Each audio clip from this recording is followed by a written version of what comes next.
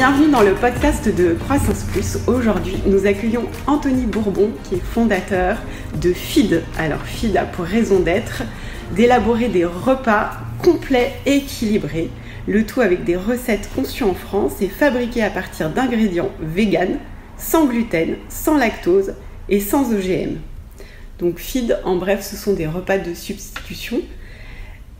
Aujourd'hui, Feed fait 10 millions de chiffres d'affaires, mais ne compte pas s'arrêter là, puisque Feed vise un chiffre d'affaires d'1 milliard à horizon de 5 ans. Aujourd'hui, Feed, c'est 100 collaborateurs, 3500 points de vente et une présence dans 40 pays. Donc je m'arrête là parce que je vais laisser la place à Anthony. Bonjour Anthony. Bonjour. Merci d'être avec nous aujourd'hui. Je vais te laisser peut-être revenir sur tout ce que j'ai dit, mais surtout présenter ton parcours, comment tu es arrivé à créer Feed.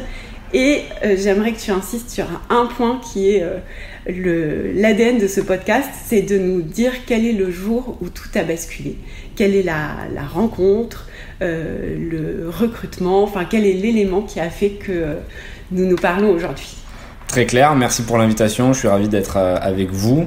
Feed, tu l'as bien expliqué, c'est une boîte de nutrition globalement qui va proposer en fonction des moments de la journée une solution qui est pratique, équilibrée, immédiate pour les personnes actives. Donc on a commencé avec le meal replacement, donc le repas de substitution au début de l'aventure. Une barre égale un repas, une bouteille égale un repas, un shaker égale un repas. Et là on a ouvert une nouvelle gamme snacking qui était très demandée par les consommateurs parce qu'une barre était trop grosse et donc on était obligé de la laisser ouverte pour la manger le lendemain si on voulait juste grignoter un petit bout.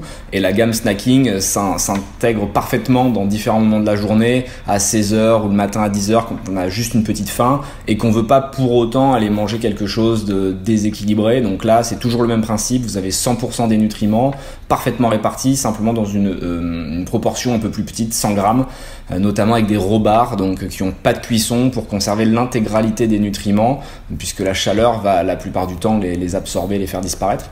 Donc des raw bars, et c'est super bon, on se concentre sur le goût. Ça a été une vraie mission au début de l'aventure d'imposer entre guillemets ce type de smart food, de repas en France, qui est quand même le pays de la gastronomie où on aime se mettre autour de la table pendant de longues heures, discuter, et il a fallu expliquer aux gens qu'on n'était pas là pour se substituer intégralement à la nutrition, mais plutôt pour offrir une option, un bonus, 1, 2, 3 fois par semaine. Et maintenant c'est en train de rentrer dans les têtes, les gens consomment de plus en plus de Feed, on le voit par notre chiffre d'affaires, par nos recrutements, par le nombre de points de vente qu'on ouvre, que tu as cité tout à l'heure. Donc c'est super encourageant pour nous, et surtout on essaie d'aller encore plus loin en expliquant que Feed c'est plus qu'un repas, c'est un rappel que tout est possible. En quelque sorte on essaie de recruter nous que des gens qui viennent d'en bas et qui ont lutté pour en arriver là. Donc on sort un petit peu on va dire des lignes directrices classiques des startups qui ont pour la plupart des recrutements chez HEC, dans les grandes écoles. Les fonds d'investissement ressemblent aux fondateurs, et moi c'est quelque chose que je combats assez fort, et Feed c'est un rappel à tous que vous pouvez réussir quels que soient vos objectifs, d'ailleurs qu'ils soient entrepreneuriaux, sportifs, ça peut être de l'environnement, ça peut être voyager, quels que soient vos objectifs. Feed va vous accompagner et va vous mettre un boost de motivation au quotidien, parce que si nous on a réussi à prendre notre destin en main alors qu'on avait réellement aucune carte, c'est la preuve par l'exemple que vous pouvez le faire aussi. Donc super aventure, et l'élément peut-être déclencheur qui vient de loin, parce que je suis persuadé qu'un entrepreneur c'est un peu la conclusion ou l'accumulation de plein d'expériences différentes au cours de sa vie qui le mènent sur ce chemin. Et moi c'est quand j'avais 16-17 ans, je me rappelle même plus, que j'étais à la rue parce que mes parents étaient un peu compliqués, on va dire. J'avais un père violent, mère dépressive, donc situation assez complexe, et quand j'étais à la rue en fait j'ai pas eu le choix, j'ai dû faire du business. Et c'est pour ça que je sais même pas si je suis un entrepreneur ou un businessman, parce que souvent on dit entrepreneur, ça fait bien, ça fait plus noble que businessman. Mais à la fin, l'entrepreneur, il faut qu'il gagne de l'argent. Et c'est le souci de la plupart des modèles startup. Il y en a beaucoup qui lèvent des sommes astronomiques sans modèle économique. Le souci, c'est que une boîte ne peut pas fonctionner sur la durée, parce que c'est infinite game, le business. C'est pas 5 ans, 10 ans, il faut que ça dure sur 10 générations. Et du coup, moi, comme j'étais à la rue, j'ai toujours eu cette capacité, on va dire, à garder le bon sens paysan et à faire un job de centimier. C'est-à-dire qu'à chaque fois que je lance un projet, c'est que je sais que je peux gagner de l'argent avec. Donc moi, je vais vendre une barre plus chère que ce que je l'ai fabriqué, ou une bouteille. Et j'ai toujours fait pareil avec des scooters, des voitures, de l'immobilier. Et c'est ce qui m'a permis petit à petit de réussir en travaillant très dur. Je suis persuadé que le talent est important, mais c'est surtout le travail, la résilience, la détermination, l'ambition qui font la qualité première de l'entrepreneur. Et peut-être la deuxième rencontre, c'est une fille que j'ai rencontrée quand j'avais 20 ans, que j'avais rien, j'étais vraiment en galère, personne croyait en moi. Et cette fille qui travaille toujours chez Feed, avec qui on a eu une relation pendant 8 ans, Mélanie, a été la première à me renvoyer un regard bienveillant quand tous les autres me jugeaient en disant « mais de toute façon, t'es fils de contrôleur de train, tu vis à Pessac, donc c'est la banlieue de Bordeaux, enfin c'est vraiment perdu au fin fond de la zone ». Et malgré tout, je sentais que mon destin pouvait être plus sympa que ce qu'on me promettait. Et c'est la première fois que quelqu'un m'a dit « mais t'as raison en fait, et tu dois t'écouter. Et arrêter de faire plaisir aux autres en t'abstenant de tenter tes rêves. » Et en fait, ouais, et ce déclic-là a été fondamental parce que j'étais plus le seul à croire en moi. Et ça a changé toute ma vision de la vie. Et je me suis dit, rien que pour elle, par ego et par fierté, je dois lui montrer qu'elle a eu raison. Et là, tout s'est enclenché de manière très positive. On a travaillé très dur, on a eu beaucoup d'échecs, quelques réussites. Mais ce qui est bien quand tu es entrepreneur, c'est que tu n'as pas besoin de réussir 10 fois. Il suffit d'avoir raison 1 ou 2 fois, de faire un bon business, de bien le vendre. Et ta vie change très rapidement. Donc ouais, je pense que c'est les 2 éléments qui m'ont permis d'être la personne que je suis aujourd'hui. Et pourquoi dans ce secteur, qu'est-ce qui a fait que c'était secteur de la food plutôt qu'un autre? Il y a 2 raisons principales. Même si je suis persuadé qu'un entrepreneur peut être très bon dans un secteur qu'il ne maîtrise pas et qu'il ne connaît pas, à partir du moment où il peut retranscrire des valeurs et des promesses qui sont importantes pour lui. C'est-à-dire que Feed, moi par exemple, j'étais pas ingénieur agroalimentaire, j'étais pas médecin nutritionniste, mais ça me permettait de faire passer des valeurs qui me parlent, à savoir l'ambition, la détermination, l'égalité des chances, presque le combat, la vengeance sociale qui est presque révolutionnaire, mais dans le bon sens du terme. Et au final, j'aurais pu le faire en vendant des chaussettes, en vendant des slips, en vendant n'importe quoi. À partir du moment où j'avais un business qui me permettait de parler au grand public, c'est presque un message politique en fait. Donc ça va plus loin que la simple nutrition. Mais la nutrition, c'était un sujet en plus qui m'intéressait parce que quand j'étais jeune, je faisais beaucoup de compétition et de sport. Donc je faisais attention à ce que je mangeais, j'avais lu pas mal de bouquins dessus et j'avais été confronté à la faim, au besoin de manger quand j'étais à la rue en fait. Et ça m'avait interpellé parce qu'on est quand même en France, un pays évolué. À l'époque, je crois qu'on était 5e ou 6e puissance mondiale. Et je m'étais fait la réflexion, c'est aberrant qu'un jeune qui a rien fait de mal, j'étais pas méchant, à 17 ans, ne puisse pas manger quand il le veuille. Et c'était mon premier contact avec la faim. Et j'ai entre-temps fait plein de business, j'ai bien réussi, j'ai gagné de l'argent. Franchement, j'avais une vie super confortable. Et malgré tout, j'ai été reconfronté à la faim, mais pas à cause de l'argent, à cause du temps. Parce que je voyageais tellement et je faisais des business dans plein de pays que du coup, je sautais des repas comme quand j'étais pauvre. Et je me suis dit, là, ça fait 2 fois, il va falloir faire quelque chose parce qu'en fait, c'est trop important et je voyais ma santé et mon corps changer en fait. Je faisais 10 kilos de muscles de plus et tout et je voyais qu'en sautant des repas, c'était pas bon pour moi. Et c'est là que j'ai décidé de faire une solution comme Feed. À la base, pour mes besoins, je pensais même pas le commercialiser. J'avais fait un tableau Excel qui répertoriait l'ensemble des besoins d'un humain classique sur les bases de l'EFSA, l'Agence européenne de l'alimentation. Et très vite, mes potes ont commencé à en consommer, mes proches, et puis les proches de proches. Et il y a eu un effet organique, boule de neige, assez classique des startups quand tu résous un problème pour toi et que tu réalises que finalement, t'es pas le seul dans cette situation. Et puis après, on a levé de l'argent, ça s'est emballé, 500 000 euros, puis 3 millions, puis 15 millions, puis une dernière grosse levée sur laquelle on n'a même pas communiqué. Bravo. Ce qui m'amène à la question suivante. Donc chez Croissance Plus, on réunit des entrepreneurs qui sont très engagés. Ils sont moteurs d'une croissance plus responsable qui allie sens et croissance et qui mettent l'impact au cœur du développement de leur business et qui considèrent qu'ils ont une responsabilité environnementale et sociale. En quoi Phil, alors j'ai vu que vous aviez défini votre raison d'être, et justement, quels sont les engagements que tu souhaites mettre en avant au travers de Feed? Super important pour nous, je pense qu'elle est terminée l'époque où les entreprises ne voulaient simplement que générer du chiffre d'affaires ou de l'EBITDA. Si tu n'as pas une histoire à raconter et que tu ne prends pas parti pour quelque chose, Les consommateurs n'adhèrent plus à ce que tu racontes et les consommateurs ne cherchent pas un produit, ils cherchent une marque avec des intentions fortes. Et dès le début, nous, ça a été assez naturel que la boîte devienne en fait le prolongement du fondateur. Et je pense que c'est souvent le cas dans les boîtes qui fonctionnent. La boîte, au final, c'est souvent la même mentalité que le founder, la même manière de s'exprimer, la même volonté. Et ça se voit très bien avec des exemples comme Justine Hutto avec les déodorants. La boîte, elle est gentille, c'est beau, c'est le corps. Et moi, pour connaître Justine, elle est comme ça dans la vie privée. Donc c'est pas travesti, c'est la réalité. Et puis tu vas avoir d'autres boîtes comme Feed qui vont être beaucoup plus percutantes et beaucoup plus agressives et qui vont chercher presque le clash, à être clivantes, à vouloir dénoncer des choses parce que c'est ma personnalité d'être beaucoup plus dans le combat. Et en fait, j'aurais jamais pu faire Respire comme Justine n'aurait jamais pu faire Feed. Et c'est là que c'est intéressant en fait. Quand tu es parfaitement aligné avec ce que tu es, les consommateurs le comprennent.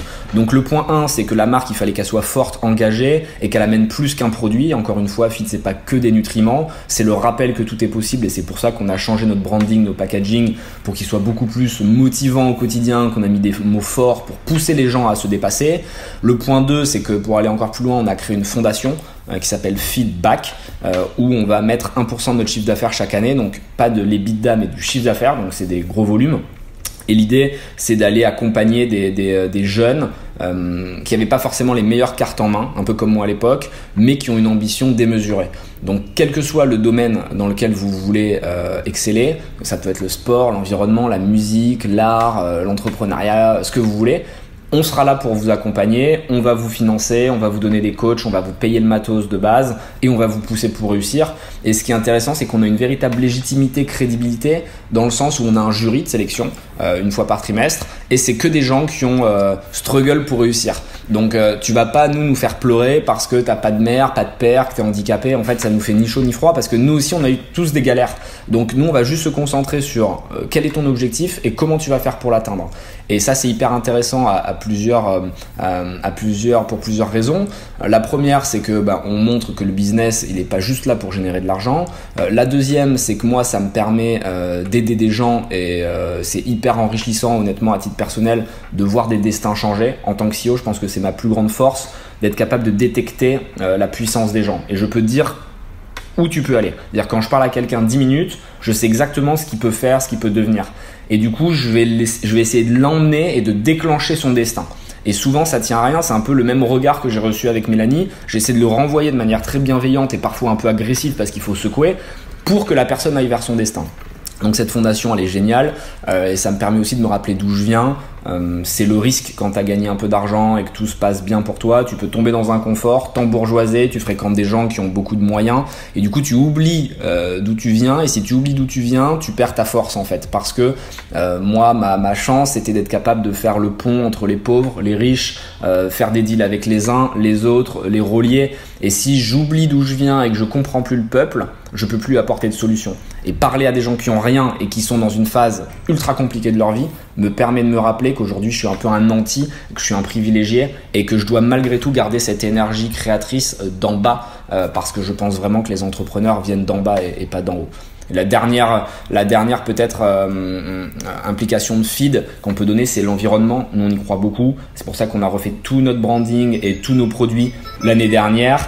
On a décidé d'arrêter les bouteilles plastiques transparentes qui était pourtant notre produit on va dire phare qui était sur toutes les PLV, dans tous les Franprix, Monoprix, vous pouviez le retrouver parce qu'on voulait pas donner cette image de plastique, on voulait être en avant sur les grands groupes, qu'on est les premiers à critiquer mais c'est facile de critiquer si nous-mêmes ne nous appliquons pas les bonnes décisions. Donc on a coupé les bouteilles plastiques pour diriger les consommateurs vers des sachets en papier recyclé et recyclable. On était la première marque de food à le faire.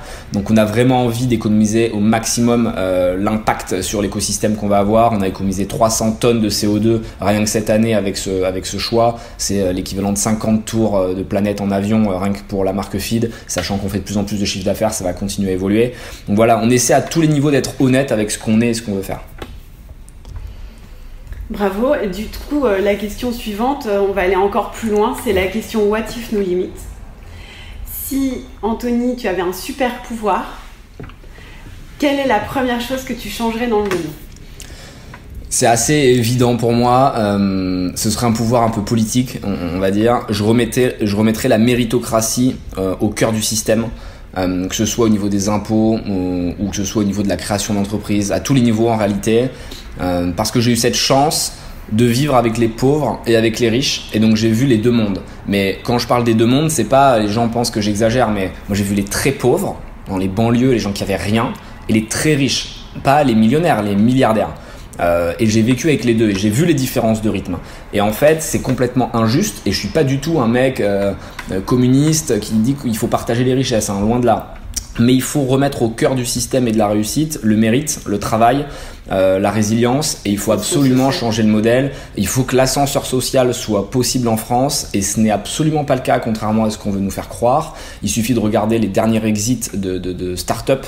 Vous les prenez tous un par un, ce sont des gens qui viennent de grandes familles, qui avaient des parents CEO, ou qui avaient des parents qui étaient investisseurs, ou qui étaient à minima très connectés, qui ont injecté quelques millions au début de l'aventure. Et en fait, ce n'est pas normal, parce que ça veut dire que le jeune qui vient de banlieue, ou qui est handicapé, ou qui a pas de moyens, qui voit ces exemples-là, ne se retrouve pas en eux. Et c'est hyper dommage, parce qu'il y a encore une génération, donc on va prendre un peu les anciens, les Xavier Niel, les Simoncini, les Michael Benabou et compagnie. C'était des mecs qui venaient de nulle part et qui y arrivaient. Mais aujourd'hui, dans notre génération, on n'a pas de réussite comme ça. C'est-à-dire qu'on est reparti dans un clivage grande école. Si tu parles pas 4 langues à 18 ans, bah, t'as déjà perdu la course. T'as pas été formé par les meilleurs professeurs. Tu n'as pas de contact dans les fonds d'investissement, etc., etc. Et ce qui fait que t'as la ligne de démarrage qui est beaucoup plus en retrait, et c'est quasi impossible de gagner la course. Tu as toujours quelques exceptions comme moi, parce qu'ils vont être là au bon moment, ou qu'ils vont être tellement déterminés, tellement borderline qu'ils vont réussir à passer. Mais je ne suis pas représentatif de l'écosystème startup, et c'est aussi pour ça que je suis détesté par l'écosystème startup. Il y a même des articles qui sont sortis, d'ailleurs, l'entrepreneur le plus détesté de l'écosystème, c'est assez rigolo. Et j'en suis assez fier, parce qu'au final, c'est un milieu qui se reproduit entre lui, et c'est normal qu'ils essaient de se protéger, parce que les investisseurs investissent sur les gens qui leur ressemblent, et c'est un cercle vicieux terrible. Et c'est pour ça que moi-même, en tant qu'investisseur, je n'investis que dans des projets où je vois des gens qui sont différents, qui n'ont pas le même parcours, pas le même process, et qui vont venir d'en bas pour montrer que cet ascenseur social est possible, et qu'on doit aller le chercher. Mais encore une fois, c'est le peuple qui doit se soulever, et je pousse pas à la révolution, mais je dis simplement qu'il faut prendre conscience qu'il y a des injustices terribles, et que c'est pas le petit pourcent de riches en France qui a le pouvoir qui doit le maintenir. On a vu dans l'histoire que les choses pouvaient changer rapidement, et ce sera au peuple de faire bouger ces lignes une fois de plus. Merci Anthony. Du coup, je sais même pas si je dois te poser la dernière question, parce qu'en fait, tu as répondu au travers des mots. Mais si tu n'étais pas entrepreneur aujourd'hui, quel métier voudrais-tu exercer ? C'est compliqué, honnêtement, je sais pas ce que je ferais. Hein. Peut-être de la politique, mais tous mes potes me disent « Mais non, Anthony, tu n'es pas du tout... tu es beaucoup trop honnête et loyal pour faire de la politique. » Non, j'ai réfléchi déjà à cette question, et je me suis toujours dit, heureusement que j'ai pu faire des business. J'ai toujours fait ça, en fait. J'ai jamais eu de CDI. Je me suis fait la réflexion l'autre jour, j'ai fait un master de droit, et j'ai jamais eu le moindre CDI. J'ai toujours créé mes boîtes, et même quand je faisais rien, j'arrivais toujours à acheter des immeubles, les revendre. Je faisais du business, en fait. Et je pense que je serais très malheureux de faire un métier et que toutes mes journées se ressemblent. Moi, j'ai besoin d'être libre, j'ai besoin de pouvoir m'épanouir, de rencontrer de nouvelles personnes, et de me fixer des objectifs vraiment énormes, en fait. Et c'est pour ça qu'aujourd'hui, je suis entrepreneur. Peut-être demain, je ferai autre chose. Mais ce qui est sûr, c'est que je le ferai toujours à fond, parce que je pense que l'humain peut se dépasser et devrait avoir beaucoup plus confiance en lui. Et c'est mon grand combat quand je rencontre des jeunes.